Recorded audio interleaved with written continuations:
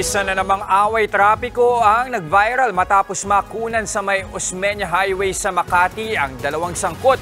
Huli pang nag-aagawan ng baril. Nasa frontline ng balitang yan si Dave Abuel. Sa kuwang ito sa Osmeña Highway corner Arnaiz Avenue sa Makati nitong Biyernes, makikita nagpapambuno ang dalawang lalaking ito.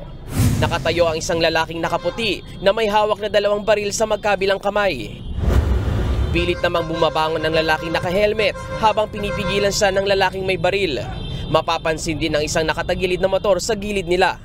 Kinilalang lalaking nakaputi sa video na si Police Staff Sergeant Marsan Dolipas na nakatalaga sa Pasay City. Kinilala naman ng rider sa video na si Angelito Renzo. Kwento ni Dolipas, nagsimula raw ang pagtatalo nila ng rider nang ikat siya nito at muntikan pang mabangga. Minura pa raw siya ng rider at nagtangka rin itong bumunot ng baril. Nung nagpangabot na kami sa may along Osmeña Arnaiz na stoplight, huminto ako ulit.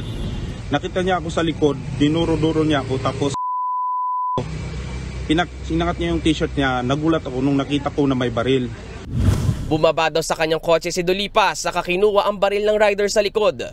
Ito raw ang dahilan kung bakit dalawa ang hawak niyang baril sa video. Naipalabas yung baril ko kasi yun ang gagamitin, depensa po sa sarili ko.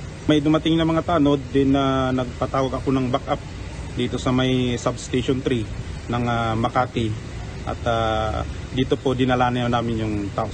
Nang madala sa istasyon ng pulis sa Makati ang rider, nag-report daw muna si Dolipas sa kanyang istasyon. Hindi na raw ito inabutang muli ni Dolipas sa istasyon nang balikan niya. Sinusubukan pa naming makuha ang panig ng Makati City Police kung bakit nakaalis ang rider na nakaalitan ng pulis. Patuloy din daw na hinahanap ng mga otoridad ang rider. Patuloy ang investigasyon para masampahan ng reklamo ang armadong rider. Nagbabalita mula sa frontline, Dave Abuel, News 5. Mga kapatid, Jess De Los Santos po, maging maalam at may pakialam sa mga napapanahong balita sa bansa. Tumutok at mag-subscribe sa News 5 social media pages.